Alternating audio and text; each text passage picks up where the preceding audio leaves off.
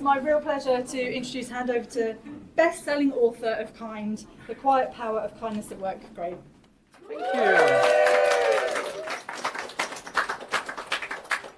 Firstly, I just want to say thank you to Sally, because this event came about because I was about to leave Amaze's first networking drinks thing about, what was that, 4 or 5 months ago, something like that? And it was the event that was Angela Barnes, not Angela Barnes, because it was supposed to be Angela Barnes, the comedian, and then Angela Barnes, the comedian, couldn't come.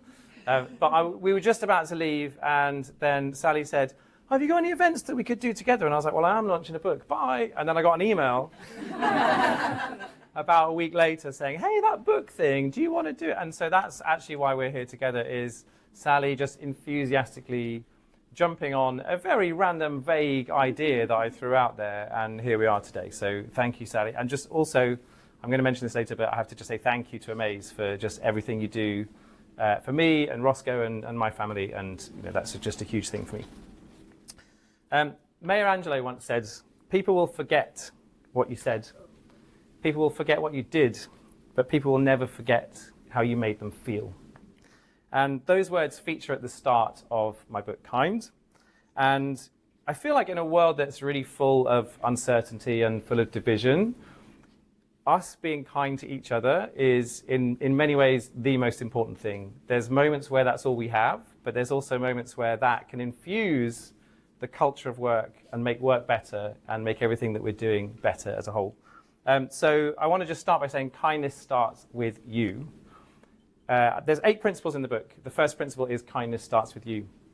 And it's really about addressing the idea that when we think about kindness, we often think about how can we be kind to somebody else? We think about how can I lend someone a helping hand? So much of what you see online about kindness is about paying forward someone's parking meter, putting the coins in the meter. When was actually the last time we actually put coins in the meter, by the way? It just doesn't really happen. I don't really know why that's a thing. But we don't think about, when we think about kindness to ourselves. And I think it's a really important thing, because when we start to think about kindness to ourselves, our self-talk changes. That little voice in our brain changes, and we stop thinking, there's not enough time. There is not enough. I am not enough. And we start thinking some very different thoughts, which is abundant thoughts. There is enough. There's enough for me. There's enough for other people. And so kindness starts with you. When you start to rewire that little voice in your brain, you're better equipped to be able to be kind to other people. So I want to say 2 very brief things about that. The first is, that is the reason to never deny yourself self-kindness, because actually it's an act of grace towards everybody else. When you give yourself self-kindness, you're rewiring your brain so that you'll go out and do that for everybody else. But the second thing I want to say is that's just a really apt little thing, that idea of kindness starts with you, to mention right now, in terms of where we are right now in this room, with this book, Kind starts with you. So thank you for being here. Thank you for being the people that are starting this journey of this book. We did a launch in London yesterday. We're doing the launch today. It's been 3 or 4 days of just, lots of very long days for me. I'm very, very tired at this point. It's a bit like no sleep till Wembley, but Brighton is Wembley in this case. So I'm just so delighted that you're all here. We have lots of drinks provided by myself and by Amaze, and we would love you to stick around afterwards as well. So we're gathering in this moment here to really launch this book out into the world, and kindness starts with you. So firstly, just want to just say thank you for being here. But I want to tell you 3 stories, and I want you to shout out which story you want to have first. So the 3 options are, I've got a story about Rome, I've got a story about Roscoe, and I've got a story about salted caramel.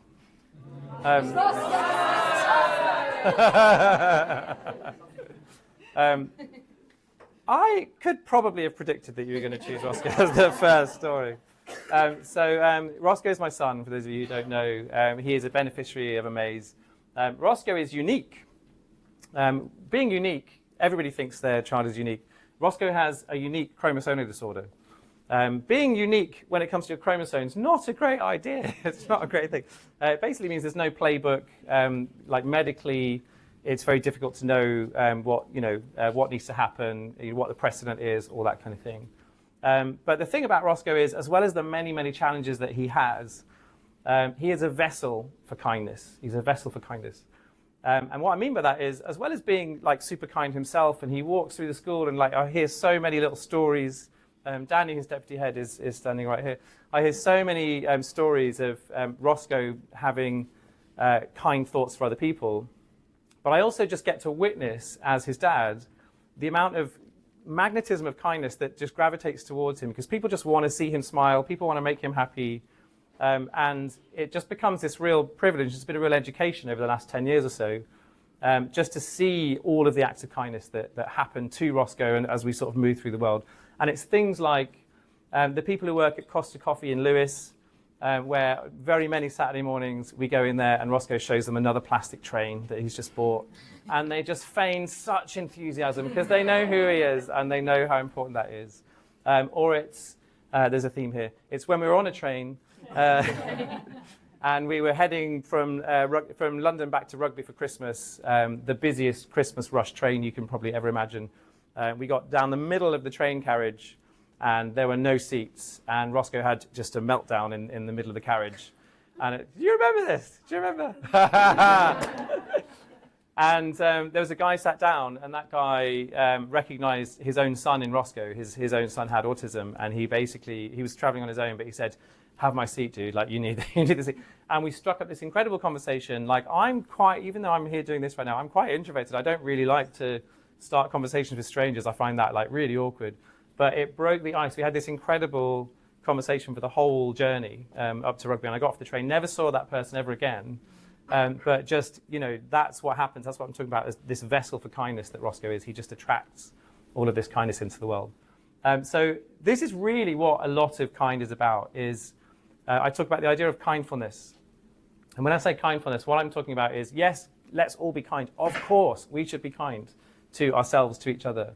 But kindfulness is about thinking about kindness in that way where we can create the vessels. So when we think about, in a work context, what does that look like? It's the little email that you send around saying like, hey, is everybody okay? Like, what do people need? Or it's the setting up the Slack channel that's like the Wellbeing Wednesday or the Truth Tuesday. Or it's at the start of a meeting, just having that little moment to check in. How are we all doing emotionally? Can we appreciate something about each other? Those are the vessels. All we need to do is be slightly brave once, and everyone would enthusiastically jump in and add things to those vessels. So just really encourage you to think about how can you be a vessel for kindness in the coming months. Right, so you have two other choices. You have Rome or salted caramel. Salted caramel. Salted caramel. Good choice. I actually thought you'd go Rome there. All right, so we all know there is no doubt in this room whatsoever that salted caramel is the best food in the world, right? That's clear. But why is salted caramel the best food?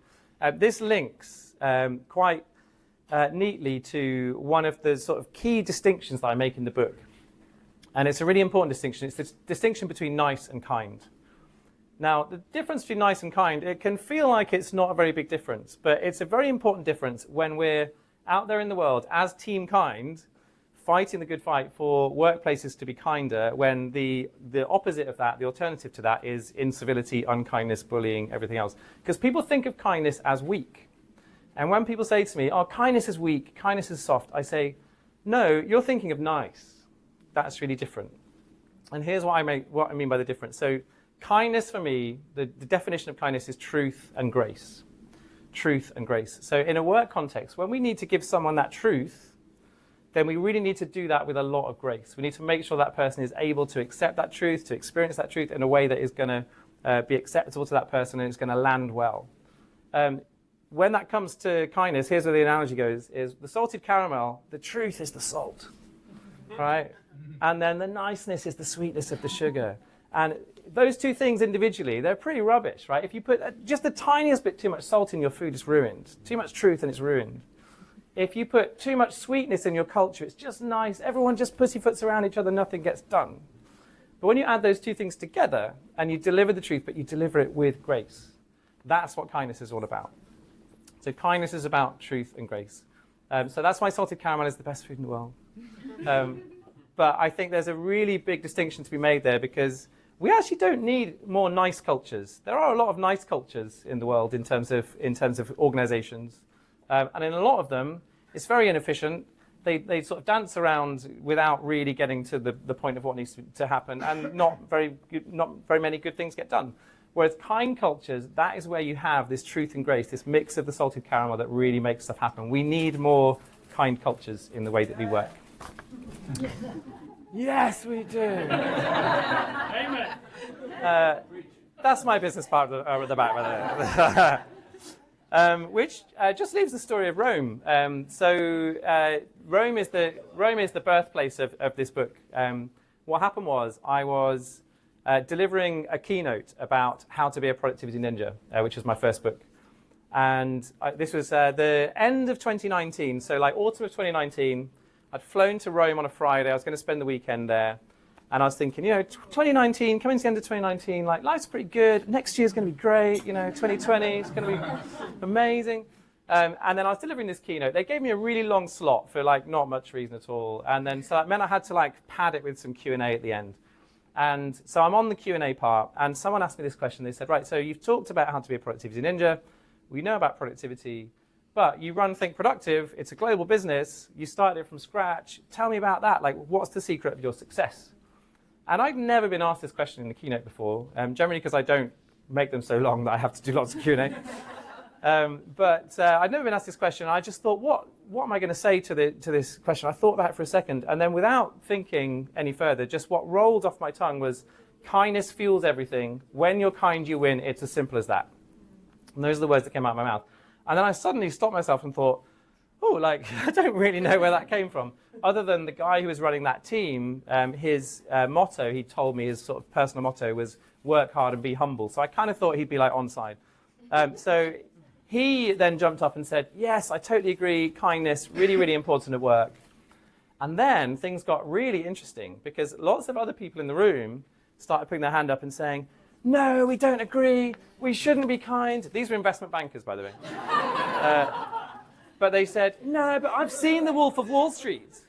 What about Donald Trump? What was the other one? Steve Jobs, he shouted at everybody and he was super successful.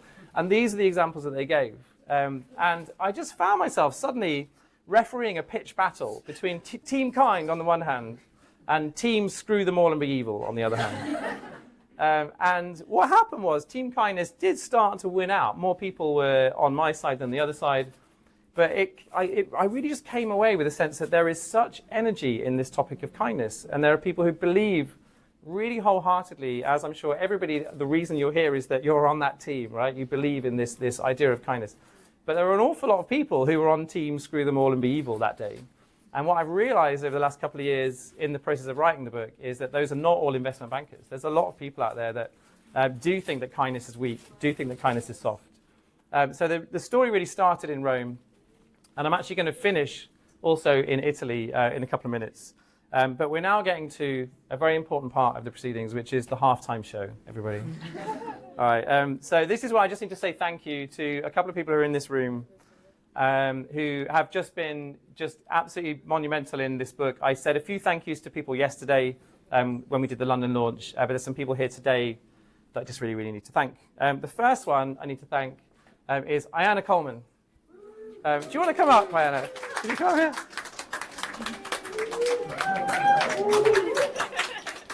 So Ayanna, we actually met like 8 years ago or something, was it? 2017? Yeah.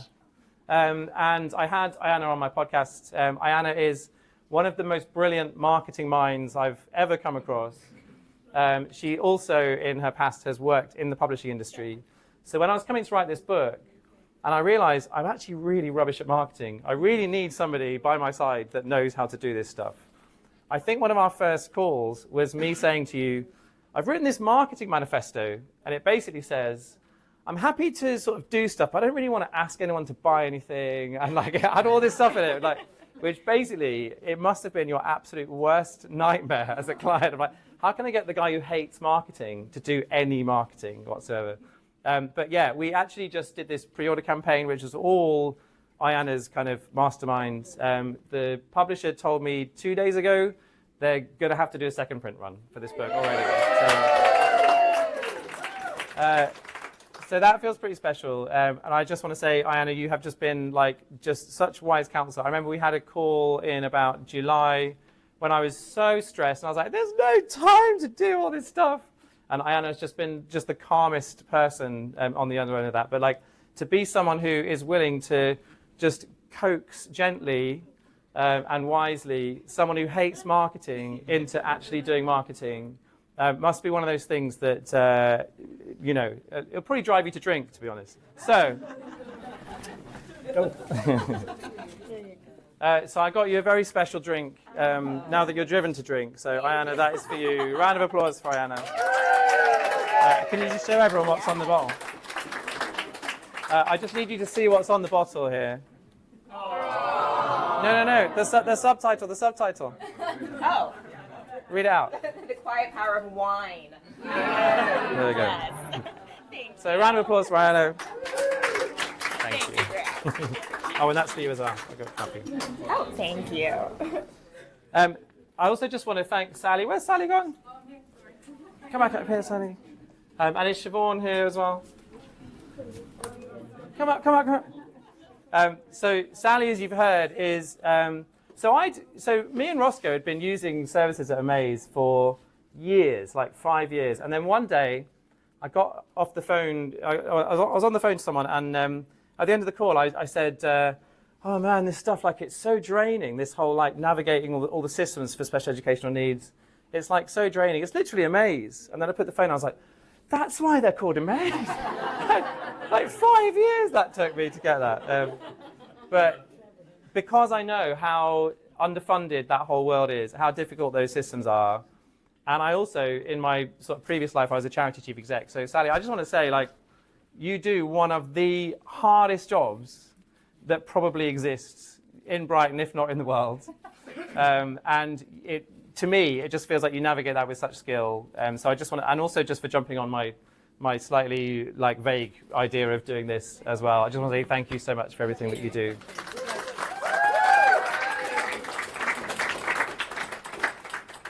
And Siobhan, I just want to say thank you for all of your just very like chilled organization of this thing. I've just felt so reassured, like all the way through the process of putting this together. Siobhan's been at the end of the phone doing some very fun, we've been doing some very fun Google Docs where we're watching each other add details for this event into the schedule. So I have cards and I have wine to give you as well. So thank you both so much. Thank you.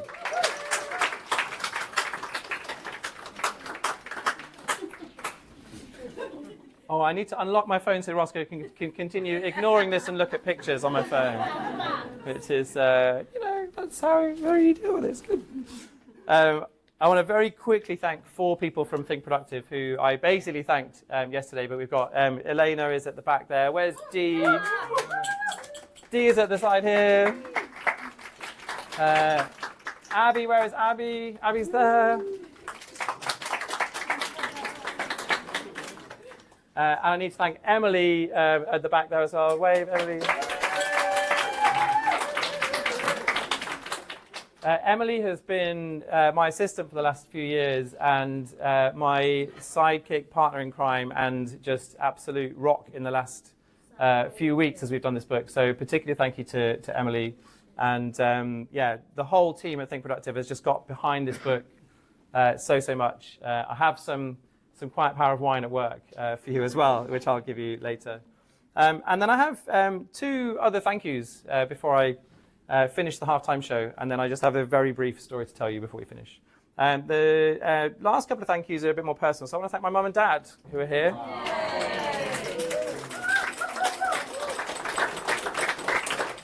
So in the book, I talk a lot about kindness role models, and I think I basically learned from the very best.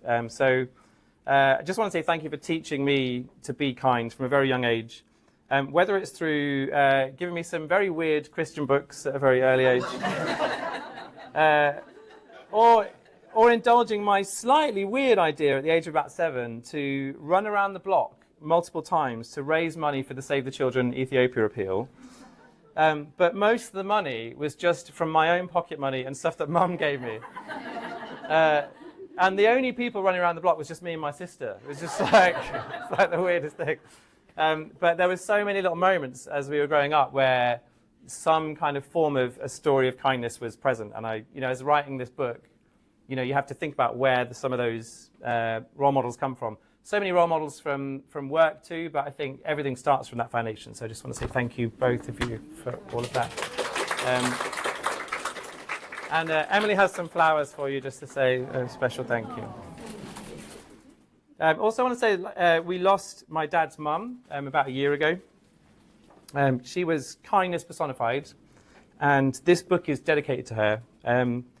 There's a little story actually, like just snuck in at the end. After she died, we went round to her house to start clearing up, and she'd got this big wardrobe, and it's one of these ones where the sort of mirror comes out and there's a cupboard behind it, and the cupboard was absolutely stacked from the bottom to the top with every thank you card, picture, postcard, photo that any of her grandchildren had sent her for the last 20 years. It was like an encyclopedia of my life, and my dad gave it to me, all of the bits that Dad filed them all.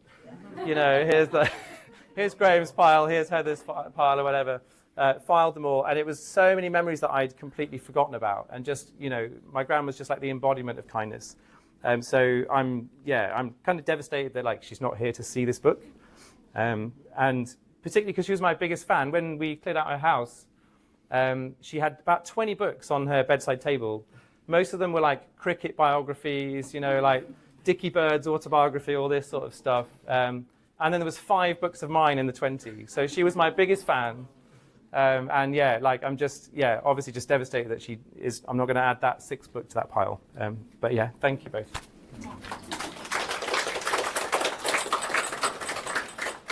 And the final person I want to thank is my partner Meg. Can you come up, Meg? Come up. When I met Meg. On our first date, she said that kindness was one of her key values, which was like, what a setup on a first date to just give me, well, I'm actually writing a book about that.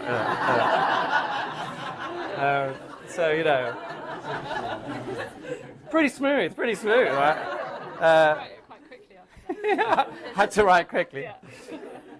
But honestly, you've just been like such a rock for me this year, and especially leading up to this launch. And I'm sure I've not been the easiest company at points. I don't imagine that lying in bed refreshing my Amazon ranking is what romantic dreams are made of. But just thank you for being like such a kindness role model, not just for me, but to everyone else around you, and also for being the best friend that I need. So thank you.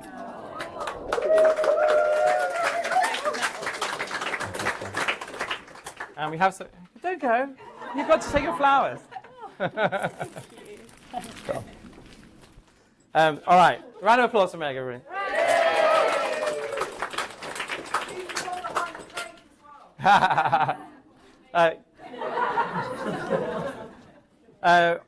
All right, so I'm just going to tell one very final story, and then I'm going to leave you to enjoy the drinks and the mingling. And you're in a room full of people who are on Team Kind. So it really feels like if there's lots of people that you've not met yet, this is such an amazing opportunity. Go and mingle and meet lots of people. But yeah, one of the final principles in the book is the idea of slowing down. When you slow down, you start to notice what you need. You notice your own self-talk. You also notice what's going on around you for other people. So my invitation to you as you leave today is for you to just take a little moment to slow down, whether that's staring at the sea or it's something else, and just think about what's the kindness that you need over the next week, because self-kindness is the hardest. And what's the other kindness action that you're going to take as a result of this? How can you be a vessel for kindness? How can you put those vessels in place that makes everybody else kind? And so the final little story I want to tell is about exactly that. It's a really good example of that. We're back in Italy. This is in Naples. And in the coffee shops of Naples, they have this little tradition. It's called caffè sospeso. And caffè sospeso basically means suspended coffee. And so what happens is there's a jar on the desk of the coffee shop, and it just has caffè sospeso written on it. And when you go in and order your coffee, you say, here's my coffee, here's my order. Also, can I have a caffè sospeso? And when you say that, they make your coffee, but then they give you a little ticket, a little receipt, and you put that in the jar. And when you put that in the jar, someone else can come in, oh, I've not got my wallet today, I have no money today, whatever. They can pick out that bit of paper, they can claim that coffee. So it's a lovely pay-it-forward thing, caffè sospeso. And what a perfect example of a vessel for kindness. this jar that sits on the desk in the coffee shop. Because what happens as a result of that, right? So you buy your cafe espresso. The person next to you in the queue goes, oh, cool. That was cool. That person did something kind. I'm going to be inspired to either do the same, or somewhere else later in the day I'm going to do the same. Like there's a ripple effect that comes from kindness like that. The person behind the counter who's working there has probably got like a really boring job serving coffee. It's like, there are kind people coming in here. They feel really good about that. The other people in the shop, they witness that act of kindness. There's loads of science in the book that says when you witness acts of kindness, it releases dopamine in your body, oxytocin in your body, it lowers your cortisol levels, it makes you less stressed. All of that is happening from this one cafe espresso transaction. But when you think about what actually happened, the coffee shop owner didn't buy any coffee. The coffee shop owner didn't serve free coffee. All they did was put a jar on the desk. That's all they had to do. And just by putting the jar on the desk, they made it easy for everybody else to be kind. So when I'm talking about vessels for kindness, I want you to just think about that in terms of how can I do something that makes it easy for everybody else to be kind? When someone comes to you with the I'm running a marathon, will you sponsor me kind of form, we go, yeah, you've made it easy. We jump in, we sign that. When someone comes to you with a thank you card for a colleague at work, what do you do? Yeah, cool, of course, I'll write something really nice. And you probably say something that's so kind that you wouldn't have said otherwise because there's a thank you card there. That's the vessel for kindness in that moment. We have so many opportunities to bring these vessels for kindness every day and wherever we're working. So I just really would invite you to just think about how you can bring those vessels. What are the most important vessels that you can bring, and how can you do that more and more and more? So just as we finish, I would just love to raise a toast, if that's all right, to the book. And so the toast is going to be to the success of kind and to spreading kindness. To the success of kind. Thank you. The book finishes with a quote from Kay Tempest. And the quote is from their song People's Faces. I met Kay Tempest about 3 years ago, and I just said to them, I just absolutely love this quote. Is there any chance I could use it in my book? And Kay was really gracious about it, put me in touch with their management, and their management basically offered to do it for an admin fee only, which is, to be honest, still quite expensive. So it's the only way I can afford it. But it feels like such a perfect ending to the book. I stuck by my guns with my publisher and said, I really need this to be the last thing that people read in the book. And it is the last thing people read in the book. And I'm going to read this, and then I'm going to finish and come and talk to all of you. And the quote from Kay Tempest is, more empathy, less greed, more respect. All I've got to say has already been said. I mean, you heard it from yourself when you were lying in your bed and couldn't sleep, thinking, couldn't we be doing this differently? Thank you. Thank you all for coming.